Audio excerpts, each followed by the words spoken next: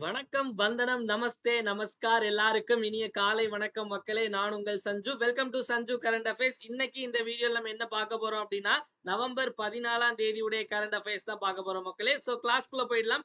எல்லாருக்கும் happy morning. So எப்பவுமே நம்ம கிளாஸ் ஸ்டார்ட் பண்ற முன்னாடி முந்தின நாள் கிளாஸ்ல என்ன பார்த்தோம் அப்படிங்கறது ஒரு வாட்டி ரிவைஸ் பண்ணிட்டு தான் இன்னைக்கான கிளாஸ்க்குள்ள போகும். அந்த வகையில நவம்பர் 13க்கான கரண்ட் அஃபேர்ஸ் ஒரு வாட்டி ரிவைஸ் பண்ணிடலாம். என் கூட சேர்ந்து நீங்களும் ஆன்சர் போடுங்க. டபுள் டக்கர் எலக்ட்ரிக் பஸ் இரட்டை அடுக்கு மின்சார பேருந்தை அறிமுகப்படுத்திய மாநிலம் எது அப்படின்னா உத்தரப்பிரதேசம். அடுத்த கேள்வி நமக்கு வந்து இந்தியாவின் முதல் முப்படை விண்வெளி பயிற்சி first try service space exercise எங்க நடைபெற்றது அப்படின்னா நியூ டெல்லி. அடுத்த கேள்வி இந்த பான்சீர் வான் பாதுகாப்பு அமைப்பு ஏர் டிஃபென்ஸ் சிஸ்டம் எந்த நாட்டினுடையது அப்படின்னா ரஷ்யாவினுடையது. அடுத்த கேள்வி மொரீஷியஸ் நாட்டினுடைய பிரதமராக தேர்ந்தெடுக்கப்படும் பிரைம் மினிஸ்டர் யார் அப்படின்னா நவீன் ராம்குலாம். அதுக்கடுத்து சத்யஜித் ரே வாழ்நாள் சாதனையாளர் விருது லைஃப் டைம் அச்சீவ்மெண்ட் அவார்டு வாங்கினது யார் அப்படின்னா பிலிப் நாய்ஸ் அப்படிங்கிற ஆஸ்திரேலியாவை சேர்ந்த டைரக்டர். எந்த ஐஐடி வந்து இந்த முழங்கால் வலிக்கு வந்து ஒரு மிஷின் மாதிரி தயாரிச்சிருக்காங்க அப்படின்னா ஐஐடி ரோப்பார் பஞ்சாப்ல இருக்கக்கூடியது. அடுத்த கேள்வி நமக்கு சென்னையில் நடந்த கிராண்ட் மாஸ்டர்ஸ் போட்டியில வந்து பட்டத்தை வென்றவர் யார் அப்படின்னா அரவிந்த் சிதம்பரம் அப்படிங்கிறதா சரியான விடை. அடுத்த கேள்வி மகளிர் ஆசிய ஹாக்கி சாம்பியன்ஸ் கோப்பை எங்கு நடைபெற்றது அப்படின்னா பீகார்ல ராஜ்கிர்ல. அடுத்த கேள்வி பொது சேவை ஒளிபரப்பு தினம் நமக்கு நவம்பர் 12ஆம் தேதி. உலக கருணை தினம் வேர்ல்ட் கைண்ட்னஸ் டே நவம்பர் 13. இப்ப இன்னைக்கான கரண்ட் அஃபேர்ஸ்க்குள்ள போயிடலாம் மக்களே. நவம்பர் 14ஆம் தேதிக்குள்ள கரண்ட் அஃபேர்ஸ். ஸோ ஃபர்ஸ்ட் நம்ம வந்து என்ன அப்படின்னா நம்ம தமிழ்நாடு நியூஸ்ல இருந்து பார்த்துடலாம். தமிழ்நாட்டுல வந்து முதல்ல அதாவது எங்க எங்க நம்ம வந்திருக்கோம் அப்படின்னா எம்ஜிஆர் திரைப்படம் மற்றும் தொலைக்காட்சி பயிற்சி நிறுவனத்துக்கு வந்திருக்கோம். நம்ம வந்து இந்த காலேஜ் படிக்கும்போது வந்து நம்ம கூட வந்து சில ஃப்ரெண்ட்ஸ் இருப்பாங்க. என்ன அப்படின்னா மச்சான் நான் வந்து கண்டிப்பா நான் டைரக்டர் ஆக போறேன், ஷார்ட் பிலிம் எடுக்க போறேன். கண்டிப்பா எல்லா காலேஜ்ல இந்த மாதிரி ஒரு கேரக்டர் இருக்கும். என் காலேஜ்ல இந்த மாதிரி ஒரு கேரக்டர் இருந்து ஸோ அந்த கேரக்டரோட நேம் வந்து கோபால். ஆனா இப்ப டைரக்டர் எல்லாம் ஆகல. அவர் வந்து பெங்களூர்ல ஒர்க் பண்ணிட்டு இருக்காரு. ஓகே, ஸோ நம்ம அடுத்து நம்ம என்னன்னு உள்ள போய் பார்த்துடலாம். இந்த எம்ஜிஆர் திரைப்படம் மற்றும் தொலைக்காட்சி பயிற்சி நிறுவனம் வந்து தமிழ்நாடு கவர்மெண்டோடது. ஓகேவா? அதுக்கு வந்து தலைவராட்டு சேர்மேனாட்டு வந்து யாரை தேர்ந்தெடுத்திருக்காங்க அப்படின்னா இவரை தான் தேர்ந்தெடுத்திருக்காங்க. இவருடைய பெயர் என்ன அப்படிங்கறத உள்ள போய் பார்த்துடலாமா? Who is appointed as the chairman of MGR Film and Television Institute of Tamil Nadu. Tamil Nadu MGR திரைப்படம் மற்றும் தொலைக்காட்சி நிறுவனத்தின் தலைவராக நியமிக்கப்பட்டவர் யார் அப்படின்னா இந்த மருது, சாதா மருது இல்ல ட்ராட்ஸ்கி மருது அப்படிங்கிறவரு. சோ இவர் யாரு அப்படின்னு பாத்தீங்க அப்படின்னா இவர் வந்து ஒரு பிரபல ஓவியர், ஒரு ஆர்டிஸ்ட். ஓகேவா? சோ ஓவியர், கலைமாமணி விருதுலாம் வாங்கியிருக்காரு. ஓகேவா? கலைமாமணி விருது, கலை மாமாமணி இல்ல, கலைமாமணி விருது வாங்கினவரு. இந்த MGR film and television institute முதல்ல எப்ப ஆரம்பிக்கப்பட்டது அப்படின்னு பாத்தீங்க அப்படின்னா 1945 வருடத்திலே ஆரம்பிக்கப்பட்டாச்சு. சோ அது படிப்படியா மாறி மாறி மாறி எம்ஜிஆருடைய பெயர் வந்து எப்ப வச்சாங்க அப்படின்னு பாத்தீங்க அப்படின்னா 9/8/2021. சோ நமக்கு ஆகஸ்ட் 9ஆம் தேதி தான் வந்து 2021 தான் இந்த இந்த ஒரு நிறுவனத்துக்கு தமிழ்நாடு வந்து எம்ஜிஆர் உடைய பெயரை சூட்டுறாங்க. சோ இந்த இயரும் முக்கியம், இந்த இயரும் முக்கியம். இப்போ இந்த ட்ராட்ஸ்கி மருந்தும் முக்கியம். சோ இந்த ஆப்ஷன்ல மாதவன் ஒருத்தர் இருக்காரு. இந்த மாதவன் யார் தெரியுமா? மாதவன்னா வேற யாரும் இல்ல, நம்ம நம்ம மேடி தான். ஓகேவா? நம்மளுடைய அலைப்பாயுது சாக்லேட் பாய் மேடி தான். சோ மாதவன் வந்து என்ன போஸ்டிங்ல இருக்காரு அப்படின்னா இது தமிழ்நாட்டுல உள்ள பிலிம் அண்ட் டெலிவிஷன் இன்ஸ்டியூட். இதே மாதிரி film and television institute of India அப்படின்னு ஒன்று இருக்கு. அதாவது இந்திய திரைப்படம் மற்றும் தொலைக்காட்சி பயிற்சி நிறுவனம், அதாவது film and television institute of India அப்படிங்கிறது. சோ இதனுடைய தலைவரா யார் இருக்காங்க அப்படின்னா மாதவன் அவர்கள் இருக்காங்க. இந்த அமைப்பு எப்ப ஆரம்பிக்கப்பட்ட அப்படின்னா 1960. சோ பாருங்களேன், அதாவது இந்திய அளவுல முன்னாடி நம்ம தமிழ்நாடு அளவுல முன்னாடியே ஆரம்பிச்சிட்டாங்க 1945 அப்படிங்கிற ஞாபகம் வச்சுக்கோங்க. இப்ப நெக்ஸ்ட் கேள்வி அடுத்து வந்து தேசிய செய்திகள் போயிடலாம் மக்களே. தேசிய செய்திகள்ல பாத்தீங்க அப்படின்னா அதாவது நிறைய பெண்மணிகள் இருக்காங்க, ஆண்களும் இருக்காங்க. எல்லாமே வந்து கையில பைக் வச்சிருக்காங்க. அப்ப ஏதோ சம்திங் வந்து இந்த பைக் சம்பந்தப்பட்ட விஷயம் தான். உள்ள போய் என்ன கொஸ்டின் பாத்துடலாம். Which metro introduce new bike taxi service? புதிய பைக் டாக்ஸி சேவையை அறிமுகப்படுத்திய மெட்ரோ எது? சோ நமக்கு சென்னையில வந்து இப்ப நம்ம தமிழ்நாடு பொறுத்தவரை சென்னையில மட்டும் தான் மெட்ரோ இருக்கு. இந்த மாதிரி நம்ம இந்தியாவில எடுத்துட்டா நிறைய இடங்கள்ல மெட்ரோ ஸ்டேஷன் இருக்கு. அது மாதிரி எந்த ஊர் மெட்ரோல வந்து பைக் டாக்ஸியா அறிமுகப்படுத்திருக்காங்க அப்படின்னா டெல்லியில தான் மக்களே. ஓகேவா? ஸோ டெல்லியில தான் பைக் டாக்ஸி சர்வீஸ் அப்படிங்கிறத இன்ட்ரோடியூஸ் பண்ணியிருக்காங்க. அதுலயும் முக்கியமா பாத்தீங்க அப்படின்னா அந்த அந்த ஆப் இருக்கும். அதுல வந்து இப்போ இப்போ வந்து கேர்ள் ரைடு, இப்போ வந்து ஒரு பெண் வந்து புக் பண்ணாங்க அப்படின்னா அவங்க வந்து தேவைப்பட்ட ஒரு விமன் ரைடரை கூட எடுத்துக்கலாம் அப்படிங்கிறது. ஸோ நமக்கு வந்து இந்த மெட்ரோ அப்படின்னு பார்க்கும்போது நம்ம வந்து இந்த இந்தியாவுடைய முதல் அண்டர் வாட்டர் மெட்ரோ, அதாவது நீருக்கு அடியில செல்லக்கூடிய மெட்ரோ ரயில் வந்து எங்க வந்து மெட்ரோ ரயில் சிஸ்டம் எங்க ஆரம்பிக்க போறாங்க அப்படின்னா கொல்கத்தா அப்படிங்கறத ஞாபகம் வச்சுக்கோங்க. அதே மாதிரி டிரைவரே இல்லாத, அதாவது டிரைவர்லெஸ் மெட்ரோ, இந்தியாவின் முதலாக வந்து ஓட்டுநரே இல்லாம மெட்ரோ வந்து எங்க வந்து இயக்குறாங்க அப்படின்னு பாத்தீங்க அப்படின்னா டெல்லியில. ஓகே, இந்த டெல்லியில வந்து முன்னாடியே இது பண்ணிட்டாங்க. இப்போ நமக்கு சமீபத்துல பெங்களூர்லயும் வந்து அந்த மாதிரி ஒரு விஷயத்த கொண்டு வராங்க. சோ மெட்ரோன்னு சொல்லிட்டு இருக்கோம். இந்த மெட்ரோ ஸ்டேஷன், இந்த மெட்ரோக்கெல்லாம் வந்து முக்கியமா பிரெயின் மைண்ட் ஒருத்தர் இருக்கார். அவருடைய பெயர் என்ன அப்படின்னா ஸ்ரீதரன், ஸ்ரீதரன் அப்படிங்கிறவரு.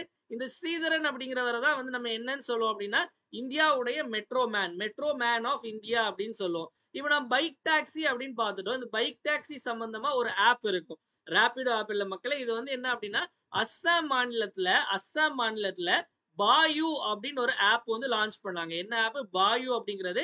இது வந்து எலக்ட்ரிக் பைக் டாக்ஸிக்கானது. ஓகே, நார்மல் பைக் டாக்ஸி இல்ல, எலக்ட்ரிக் பைக் டாக்ஸி சர்வீஸ்க்கான ஆப் தான் இந்த பாயு.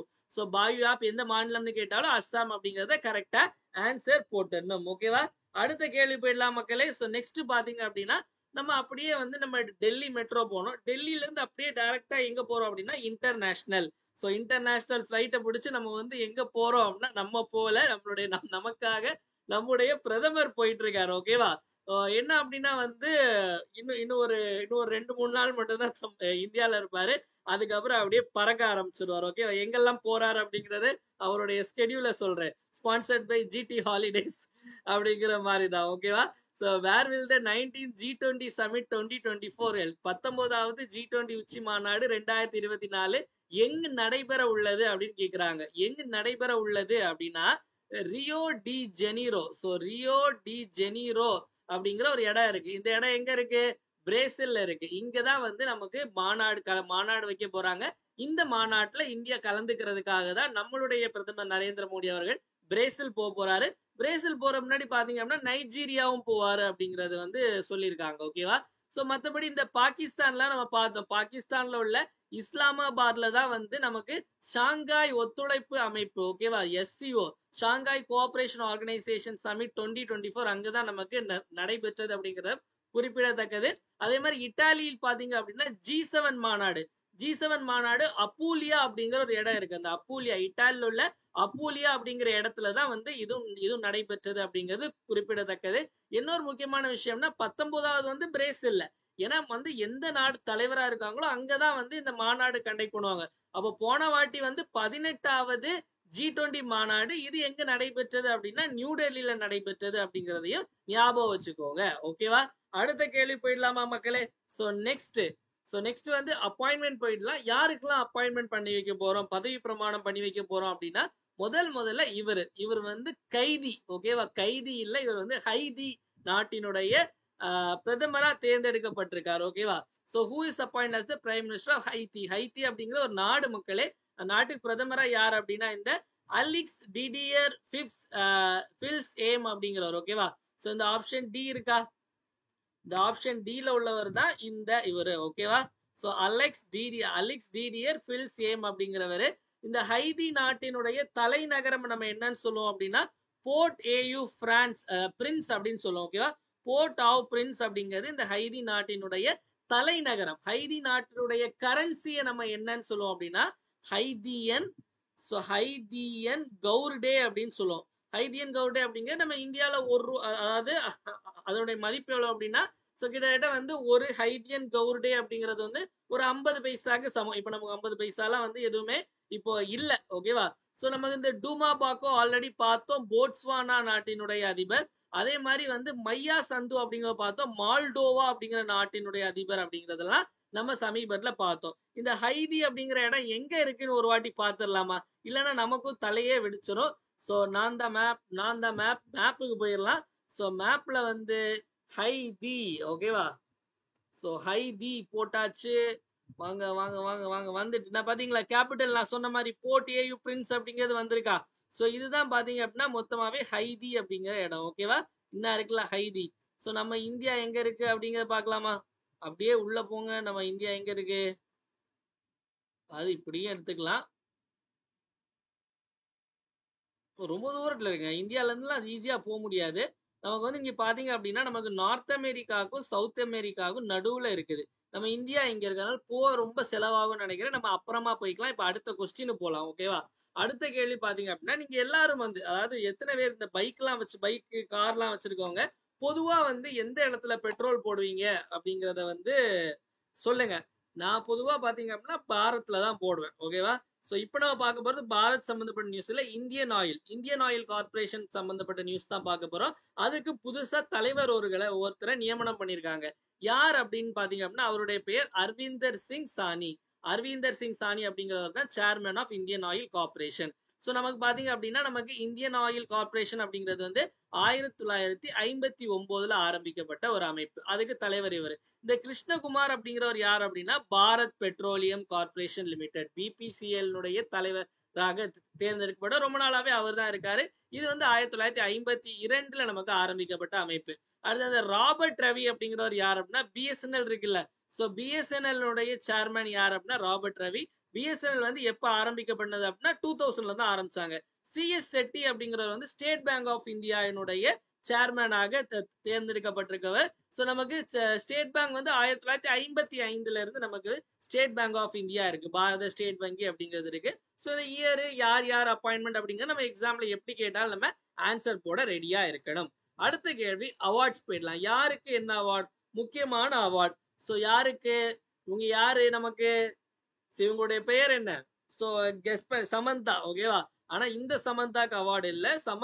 இந்த சமந்தாக்கு தான் வந்து அவார்டு கிடைச்சிருக்கு. அதுவும் என்ன பரிசு அப்படின்னா புக்கர் பரிசு அப்படிங்கிறது.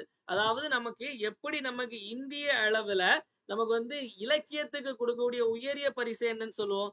சாகித்ய அகாடமி கிடையாது. சாகித்ய அகாடமிக்கு மேல இருக்கக்கூடியதான் ஞான்பீத் அவார்ட், ஞானபீட விருதுன்னு சொல்லுவாங்க. அதே மாதிரி உலக அளவுல பாத்தீங்க அப்படின்னா ஓரளவு வந்து ஒரு லிட்ரேச்சர்ல இலக்கியத்துல ஒரு பெரிய பரிசு அப்படிங்கிற பாத்தீங்கன்னா இந்த புக்கர் பரிசு அப்படிங்கிறது. சோ 2024க்கான புக்கர் பரிசை யார் வாங்கியிருக்காங்க அப்படின்னா சமந்தா ஹார்வே அப்படிங்கிறவங்க. சோ எந்த புத்தகத்துக்காக அப்படின்னு பாத்தீங்க அப்படின்னா ஆர்பிட்டல் அப்படிங்கிற புத்தகத்துக்காக வாங்கியிருக்காங்க. சோ இந்த புக்கர் பிரைஸ்ல வந்து முதல்ல கிடைக்கணும் அப்படின்னா முதல்ல வந்து அந்த புத்தகத்தை வந்து யூகேல லான்ச் பண்ணிருக்கணும். ஓகே, அதாவது இங்கிலாந்துல வந்து லான்ச் பண்ணிருக்கணும். இங்கிலீஷ்ல தான் இந்த புத்தகம் இருக்கணும். டிரான்ஸ்லேஷன் புத்தகத்துக்குலாம் வந்து இந்த புக்கர் பிரைஸ் அப்படிங்கிறது கொடுக்க மாட்டாங்க. சோ இதுல வந்து ஜெயிக்கிறவங்களுக்கு எத்தனை பவுண்ட் அப்படின்னு பாத்தீங்க அப்படின்னா 50,000 பவுண்டு. கிட்டத்தட்ட இந்திய மதிப்புக்கு பாத்தீங்க அப்படின்னா இந்த சமந்தாக்கு எவ்வளவு கிடைக்க போகுது அப்படின்னா 53.7 லட்சம் கிடைக்க போகுது அப்படிங்கிறது குறிப்பிடத்தக்கது. 53.7 lakhs அப்படிங்கிறது நமக்கு முக்கியமான விஷயம். இவங்க எந்த ஊரை சேர்ந்தவங்க அப்படின்னு கேட்டா அதே ஊர் தான். ஓகே, பிரிட்டிஷ் ரைட்டர் தான் இவங்க. போன வருஷம் நமக்கு யாரு கிடைச்சு அப்படின்னா பால் லிஞ்ச் அப்படிங்கிறவர் கிடைச்சு. சரி, ஏன்னா வந்து நம்ம ஆல்ரெடி சொன்னோம் ஒரு வருஷம் உண்டு, அதை மட்டும் பார்க்காதீங்க. முந்தின வருஷம் யாரு கிடைச்சு அப்படிங்கிற பார்க்கலாம். பால் லிஞ்ச் அப்படிங்கிறவருடைய ப்ராஃபிட் சாங் அப்படிங்கிற ஒரு நாவலுக்காக இந்த புக்கர் பரிசு வாங்கினாங்க அப்படிங்கிறது குறிப்பிடத்தக்கது. இந்தியர்கள்ல கடைசியா வந்து இந்த மாதிரி கீதாஞ்சலி அவர்கள் வாங்கியிருப்பாங்க. ஓகேவா? சோ கீதாஞ்சலி. அதே மாதிரி முதல்ல புக்கர் பரிசு வென்ற இந்தியர் யார் அப்படின்னா அருந்ததி ராய். நம்ம ஆல்ரெடி நிறைய பார்த்திருக்கோம். நம்ம அருந்ததி ராய் அவர்களை பத்தி கண்டென்ட் பார்க்கும்போது நான் சொல்ற முக்கியமான ஒரு விஷயம், அதாவது first Indian to win the Booker prize. ஓகேவா? 1997 வந்து வாங்கியிருப்பாங்க. அடுத்த கேள்வி நம்ம போயிடலாம் மக்களே. நெக்ஸ்ட் ஸ்போர்ட்ஸ் நியூஸ்ல பாத்தீங்க அப்படின்னா வந்து இளம் பாலகன், ஆனா வந்து பார்க்கதான் சூடான சுளுக்கு எடுத்துற மாதிரி. சோ இவரு தான் பாத்தீங்க அப்படின்னா வந்து உலகிலேயே நம்பர் 1 டென்னிஸ் பிளேயரா இப்ப இருக்கிறாரு.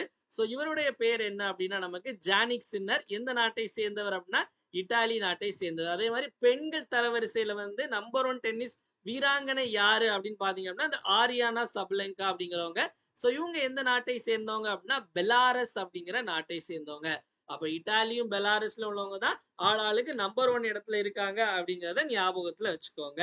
அடுத்த கேள்வி போயிடலாம் மக்களே. நெக்ஸ்ட் நம்ம வந்து இம்பார்ட்டன்ட் டேஸ் போயிடலாம். சோ முக்கிய தினங்கள்ல பாத்தீங்க அப்படின்னா இன்னைக்கு யாருடைய பிறந்த நாள்?